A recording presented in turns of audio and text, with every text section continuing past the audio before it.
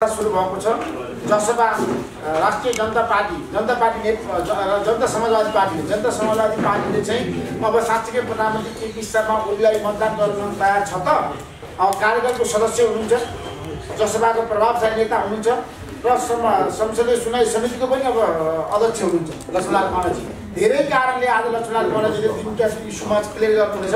अब जसपाको माग पूरा गर्न प्रधानमन्त्री तयार हुनुभयो त। अहिले वार्ता कहाँ पुगिरहेको छ, हिजो पनि कार्यदलको बिचमा वार्ता भएको छ, हिजो बेलुका पनि वार्तामा के भयो, कसरी अगाडि बढिरहेको छ, के हुन्छ, प्रधानमन्त्री केपी शर्मा ओली र उहाँहरूको बिचमा सहमति हुने सम्भावना कति छ, यस बारेमा आज हामी पहिलो चरणमा कुरा गर्छौँ। दोस्रो चरणमा चाहिँ अहिलेको अवस्थामा प्रधानमन्त्रीसँग सहकार्य गरेर तपाईँ सरकारमा जाने सम्भावना कति छ, दोस्रो प्रश्न। तेस्रो प्रश्न, संविधान नियुक्तिहरू अब के हुन्छ, तपाईँले संसदीय सुनवाई समितिमा फेरि छलफल गर्नुहुन्छ गर्नु, अब के हुन सक्छ, यस बारेमा आफ्नो महत्त्वपूर्ण अभिव्यक्ति राखिदिनको लागि म आदरणीय राजनीति छ। यो राजनीति काठमाडौँको मौसम जस्तै रोजै फेरि अहिले घाम देखिन्छ, एकैछिनमा पानीको सम्भावना हुन्छ र एकैछिनमा जाडो। त्यसै किसिमबाट हेर्नुभयो यहाँको राजनीति संसद विघटन हुँदाको राजनीति कति रात र ताप थियो। संसद पुनर्स्थापित भएपछि जुन संसदको रात ताप पनि हेर्नुभयो र सर्वोच्च अदालतले फेरि फैसला गरिकन दुईटा पार्टी एक बनेका थिए, दुईटैलाई अलग अलग गरिदियो। त्यसले एउटा अर्को तालका मचाइराख्यो। अहिलेको सन्दर्भमा यही मौसम आज एउटा हुन्छ भने भोलि अर्को भइदिन्छ भने हामीले बडो यसलाई सूक्ष्म रूपले निहालिराखेका छौँ। यो मौसमलाई, राजनीतिक मौसमलाई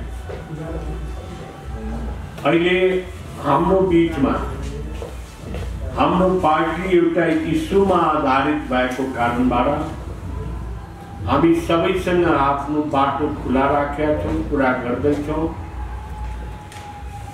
कसैसँग हाम्रो भेदभाव छैन, कसैलाई हामीले अछुत भनेका छैन। देशका हामी चौथो पार्टी हो र 3 पार्टीसँग निरन्तर हाम्रो वार्ता भइराखेको छ। यही सन्दर्भमा हामीले आफ्नो इस्यु सम्बन्धमा कैदीहरूको रिहाई, मुद्दा फिर्ता, संविधान संशोधन र नागरिकताको प्रश्न, यो विषयमा प्रधानमन्त्रीजीसँग हामीले भेटेका थियौँ। प्रधानमन्त्रीजी निकै सकारात्मक देख्नुभयो। म पूरा गर्छु भन्ने कुराको प्रतिबद्धता पनि लिनुभयो र एउटा कार्यदल पनि गठन भएछ। कार्यदलमा 2-3 चोटि हामीले यो 3टै विषयमा कुरा गरिसकेका छौँ। 3टै विषयमा कुरा हुँदाखेरि बन्दी रिहाई र मुद्दा फिर्ताको लागि प्रचण्डको सरकारको बेलामा त्यो काम नभए पनि सम्पूर्ण जिल्लाबाट कहाँ मधेस आन्दोलन, खरवट आन्दोलनको सन्दर्भमा के कस्तो मुद्दा चलेको छ, कहाँ कुन अवस्थामा छ, अहिले केही अवस्थाहरू पनि परिवर्तन भयो होला, तर समग्र मुद्दाहरूको लिस्ट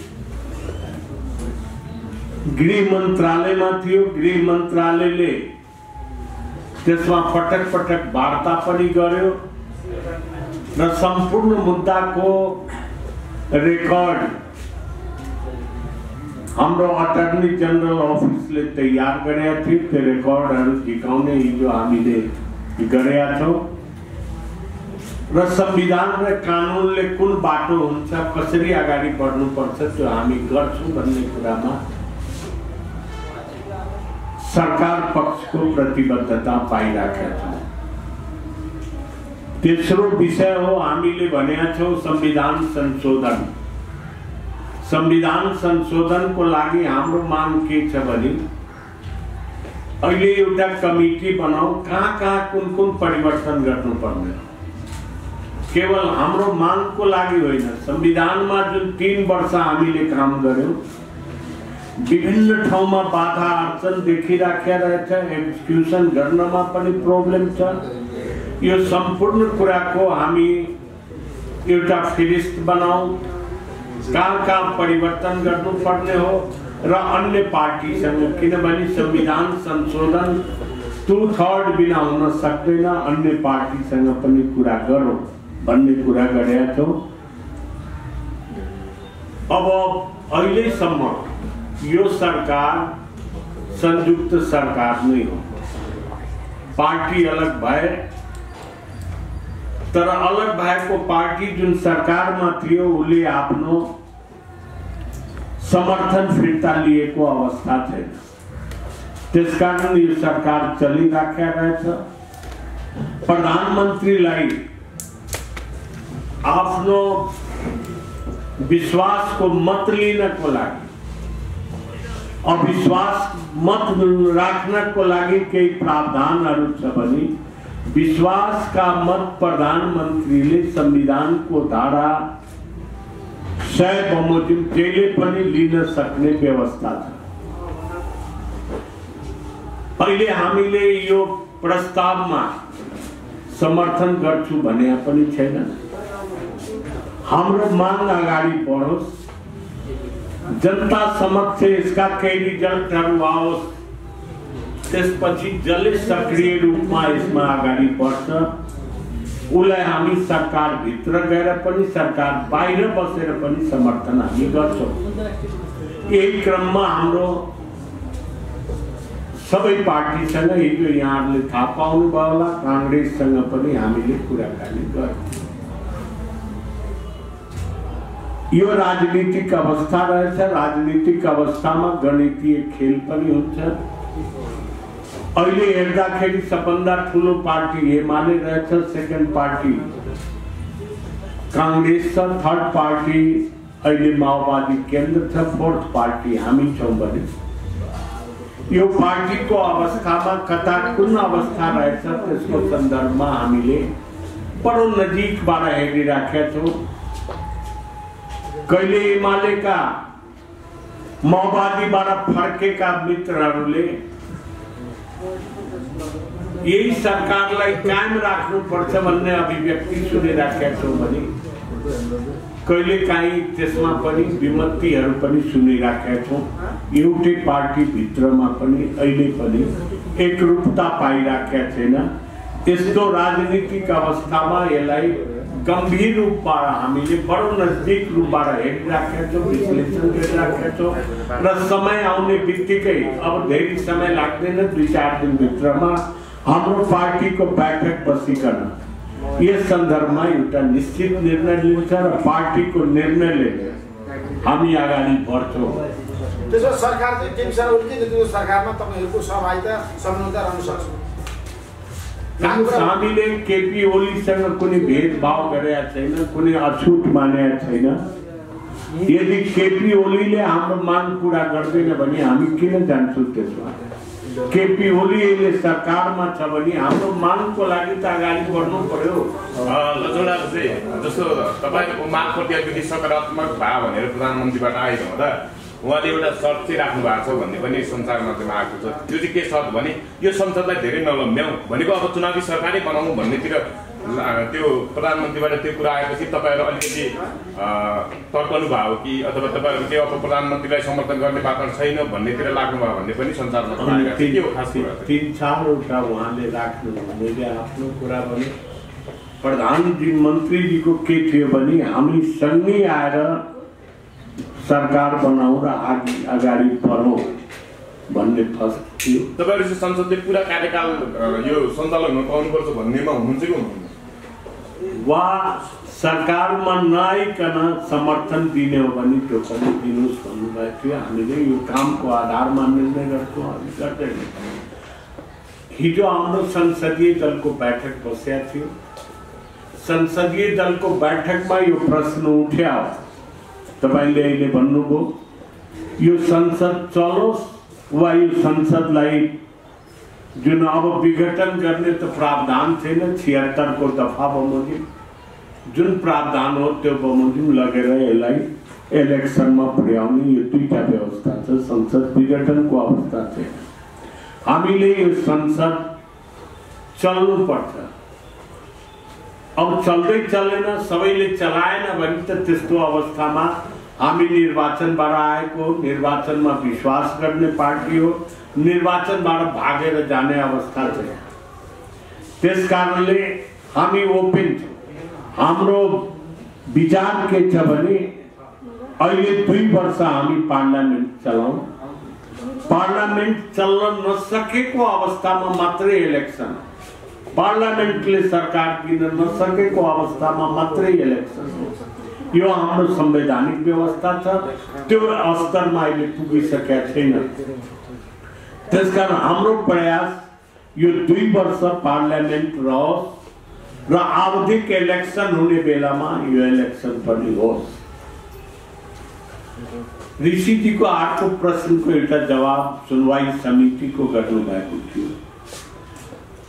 अहिले बिना सुनवाईका 32-33 जना संवैधानिक निकायका प्रमुख र उपप्रमुखको नियुक्ति भइसकेका रहेछ। त्यसको फाइल पनि, सुनवाईको लागि आएको फाइल पनि फिर्ता भएर गइसकेका छ। जुन अध्यादेशबाट उहाँहरूको नियुक्ति भयो त्यो अध्यादेश पार्लियामेन्टमा पेश भएर त्यो अध्यादेश पास हुनु हुँदैन भनेर विरोध हाम्रो तर्फबाट पनि पढिसकेका छ, नेपाली कांग्रेसको पनि पढेको छ, माओवादी तर्फबाट पनि पढेको छ। यदि त्यो प्रस्ताव, विरोधको प्रस्ताव पास भयो भने वा सरकारले त्यो बीचमा फिर्ता लिए भने त्यो अध्यादेश शून्यतामा जान्छ। शून्यतामा गएपछि त्यसको परिणाम आफै यहाँहरूले निकाल्न सक्नुहुन्छ। अहिले 2 जना सर्वोच्च अदालतका न्यायाधीशहरूको नियुक्ति भएछ। 2 जना नियुक्ति भएको कारणले गर्दाखेरि त्यसको पत्र मलाई लाग्छ आइतबार सोमबार प्राप्त हुन्छ। आइतबार सोमबार पत्र प्राप्त भयो भने निश्चित रूपबाट अहिले पार्लियामेन्ट छ, सुनवाई समिति छ। सुनवाई समितिले आफ्नो नियम कानुन बमोजिम सुनवाई अगाडि बढाउँछ। धन्यवाद। त्यसमा ठ्याक्कै मलाई यसमा मैले कोट अङ्कहरू लाउँदा एउटा प्रश्न सोधेँ। त्यसो भए यदि केपी शर्मा ओलीले तपाईँको 4वटा माग पुरा गर्यो भने केपी शर्मा ओलीको नेतृत्व सरकारमा तपाईँ सहभागी हुन सक्नुहुन्छ? मैले पटक के भनेको छु भने हाम्रो माग पुरा हुन्छ भने हामीले केपी ओलीसँग कुनै नफरत गरेका होइन, हामीले छुवाछुत राख्या होइन। देशका कुनै पनि पार्टी सँग हाम्रो छुवाछुत छैन, तर अगाडि बढ्न दिनुहोस् न। अहिले निर्णय गरिसकेका छैन। तपाईँको पार्टीमै एकमत छैन। उपेन्द्र यादव यो प्रतिगामीको पछि लाग्नै हुँदैन, जानै हुँदैन, केपी ओली सरकार चाल्नुपर्छ भनेर लागिरहनु भएको छ। ठिक भन्नुभयो। मैले पनि कतै सुने हूँ। मैले अहिले बोलिराख्या जति कुरा हो सम्पूर्ण पार्टीको निर्णय बमोजिम भने हो। कति कुरामा निर्णयमा फर्कनुहोस् भने उहाँले के भन्नुभयो भने मेरो लागि त्यो केही पनि होइन। त्यो सम्बन्धमा म भन्दैछु कि यो परिस्थितिलाई हामी नजिकबाट हेरिराखेका छौँ, विश्लेषण गरिराखेका छौँ। पार्टीले त्यस्तो निर्णय गरे भने लक्ष्मणलाल कर्णले पनि मान्छ। अहिले पार्टीले त्यस सम्बन्धमा निर्णय गरे। प्रधानमन्त्रीले घुमाउरो पारामा तपाईँहरूले नेतृत्व गर्नुहोस् अथवा महेन्द्र ठाकुर पनि प्रधानमन्त्री हुन सक्नुहुन्छ भन्ने भाषा पनि प्रयोग गर्नुभयो भन्ने कुरा आएको छ। तपाईँहरू पनि कति अरूलाई समर्थन गर्ने, हामी नेतृत्व लिनुपर्छ भन्ने तरिकाले पनि, जस्तो राजकिशोर यादवले सञ्चार मन्त्री भनिरहनु भएको छ, यो अर्थले तपाईँहरू पनि नेतृत्व गर्न तयार हो सरकारको? छैन, अहिले त्यो हदमा, त्यो अल्टरनेटमा कुनै कुरो भएको छैन, कुनै प्रस्ताव आएको छैन। र यो देशका पार्टी भएको कारणबाट हाम्रा मित्रहरूले हामीलाई पनि दिए भने चलाउँछु भन्छ भने कुनै अनर्गल कुरा त्यसो अहिले जसमा सरकारको नेतृत्व गर्न तयार छैन। तयार छैन नभनिहालौँ, तयार छ भन्ने पनि नभनिहालौँ। सबै कुरा अन्यल हो क्या मान्यज्यू? अहिले राजनीति नै अन्यलमा छ। त्यसको लागि पनि हामी निर्णय गरेर अगाडि हामी आफ्नो काबुली सरकार नेतृत्व गर्न सक्छौँ। सक्दैन भने अरूको समर्थन जबसम्म कङ्क्रिट आउँदैन तबसम्म प्रधानमन्त्री यसलाई बनाइदिने उसलाई बनाइदिने भने भन्दै हिँड्ने अवस्था छैन। धन्यवाद।